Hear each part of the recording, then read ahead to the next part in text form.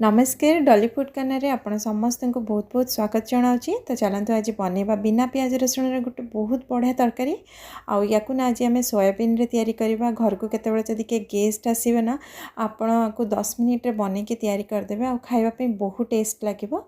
तो या पे गोटे मसला तैयारी करबा। गोटे चम्मच एठी मु गोटा धनिया नेछि, आधा चम्मच जीरा, आधा चम्मच एठी गोलमरिच नेछि, 4टा नेछि गुजराती आ गोटे बड़ अलैच नहीं, गोटे छोट टुकड़ा दालचीनी नहीं, आ 2टा कश्मीरी लाल मिर्च नहीं। आपण या जगह नॉर्मल सुखिला लंका भी नहीं पारे या फिर 2टा जाक थी जदि सेटा भी नहीं पारे। तो टिके राग स्पाइसी हम आमर जो मसलाटा या भल से लो मीडियम फ्लेम रे भाजीदबा। ये जो बड़ अलैचर चोपाटा को आम बाहर करके मंजीटा खाली नवा, पूरा नेबेनि अधा मंजी नवा। तो मसला आमर भाजी है गोटे प्लेट रे बाहर करदबा ठंडा होगापाई। ये टिके ठंडा हो गला पर या भल से आम ग्राइंड करदबा। ये जो तरकारी रे ना बेसी किसी मसला पड़ोनी किंतु यार टेस्टा बहुत बढ़िया आसे। आपको थोड़े आप निश्चय बन के ट्राए करेंगे। मसला आमर ये रेडी होगा या साइड रे रखिबा। ये ना गोटे कप सोयाबीन को मु आधा घंटा पूर्व पानी रे बतरे के रखी देती। सोयाबीन पूरा भल भाव में फुली जाइए। तो यार जो एक्स्ट्रा पानी गुड़िक आम बाहर करदबा। ये तरकारी पकाइबा मुझे 2टा मीडियम साइज रो कैप्सिकम आ गोटे टमाटर को काटिकी नहीं छोट साइज रे, बस टमाटर मंजी गुड़ाक बाहर कर देछि। एबे कढ़ाई रे 3 ରୁ 4 चम्मच तेल गरम करवा। तेल भले से गरम हो गला पर ना इथिरे सोयाबीन को आम ऐड करदबा और या 2-3 मिनट पर्यंत हाई फ्लेम रे कंटिन्यूस एमती चले के भाजीदबा, जो थी कि सोयाबीन हल्का कलर चेंज हो एमती ऊपर तलू क्रिस्पी हो टिके। एबे इथिरे ना आम जो कैप्सिकम आ टमाटर को काटिकी रखिले ताकू ऐड करदबा। या कैप्सिकम टमाटर को ना बेसी भाजबानी, आधा चम्मच इथिरे लूण ऐड करदबा स्वाद हिसाब रे। या को बस हाई फ्लेम रे 1 मिनिट पई भाजीबा। एबे इथिरे आम जो मसला तैयारी करथिले ना से मसला रो 1 चम्मच मसला इथिरे ऐड करबा आ या को मध्ये मिक्स करदबा। सबु जिनस भल से भाजी गला पर या कड़े बाहर करदबा आ गोटे मसला तैयारी करबा। तो मुझे ना 12 ରୁ 15टा नहीं काजू या 10 मिनिट पूर्व पानी रे बतरे के रखी देथिले। आधा कप ये फ्रेश दही नबा। एबे काजू और दही को ना भल से ग्राइंड करदबा पूरा चिकन करके। तो ये हमर मेन जो मसलाटा ना सेटा बनिक रेडी हो गला। तो कढ़ाई रे मुझे आउ 2-3 चम्मच तेल गरम करदेबे आ गोटे चम्मच ये बटर ऐड करबा।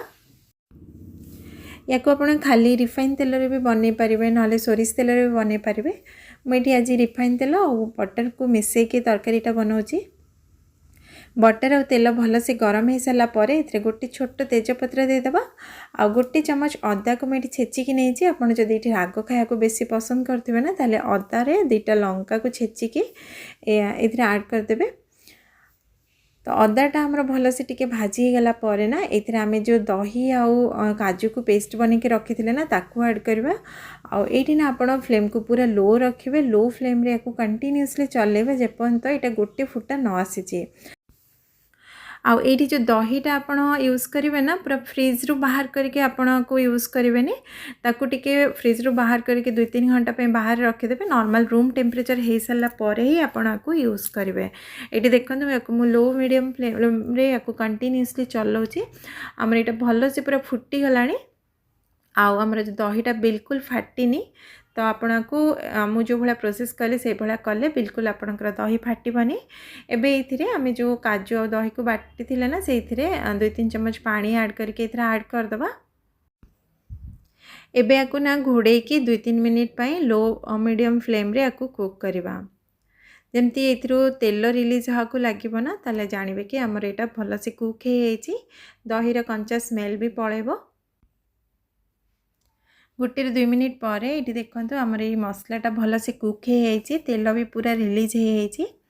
तो या थे चलईदबा। एबे इथिरे कैप्सिकम आ सोयाबीन टमाटर को जो भाजी की रखते ताकू ऐड करदबा। आउ या 1 ରୁ 2 मिनिट पर्यंत भाजीदबा भल से। फ्लेम को ये लो मीडियम रे ही रखिबा। सब जिनस भल से भाजी गला पर ये स्वाद हिसाब रे लूण ऐड करवा। आगु लूण आम ऐड कर आधा चम्मच मुझे लूण दूची आधा चम्मच ये चीनी ऐड करवा। चीनी मुझे गुंड यूज करची आउ जो मसला आम बाकी थिला ना ताकू भी एथरे ऐड करदबा। ये जो तरकारी आपण बनेबे ना, ये जो मसलाटा तैयारी करेंगे गुंड मसला, सेटा बेसी बनेबे ना, अल्प ही बनेबे। तरकारी जेतिकी यूज सेतिकी बनेले यार माने जो मसलाटा ना आपण आगुरु बने के रखी देथिबे 4-5 दिन पूर्व, तो ता टेस्ट एते भल आसीबनी।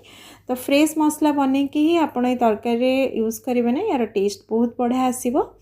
तो एबे ये मु गोटे ग्लास पाखापाखि पानी ये ऐड करछि। तो आपन को जो भाया ग्रेवी दरकार ना से हिसाब से आपन ये पानी ऐड करेंगे। सेमती भी सोयाबीन बहुत जल्दी पानी को एब्जॉर्ब कर नबो। तो ये सब पानी को ऐड कर सारा पर या 2-3 मिनिट पर्यंत लो मीडियम फ्लेम रे कुक करवा। तो ये आमर तरकारी बनिकी रेडी हो गला। तो एबे ये ना अल्प टिके आधा चम्मच कसूरी मेथी ऐड करदबा, आ धनिया पत्र भी मध्य देदेव। सब जिनस को भल से मिक्स करदे। तरकारी आमर बनिकी ये रेडी हो गला। जदि आपण पाखे फ्रेश क्रीम थी ना, तो आप क्रीम रो भी व्यवहार करें, बहुत बढ़िया टेस्ट लगे। यही टाइम रे आपण क्रीम 2-3 चम्मच ऐड करके 1-2 मिनिट पर्यंत आपको आपण कुक करेंगे। किंतु आज मो पाखे क्रीम नाला, तो मुझे क्रीम यूज करनी, किंतु यहाँ बिना क्रीम रे भी बहुत टेस्ट लगे। तो ये आमर तरकारी बनिकी रेडी हो गला। ये तरकारी को आपण थरे बनातु और आपनकर तरकारी केमती बनिला मो सहित निश्चय शेयर करेंगे। आज ये रही पुणी देखा आ गोटे नुआ रेसिपी सहित। Till then take care and bye bye.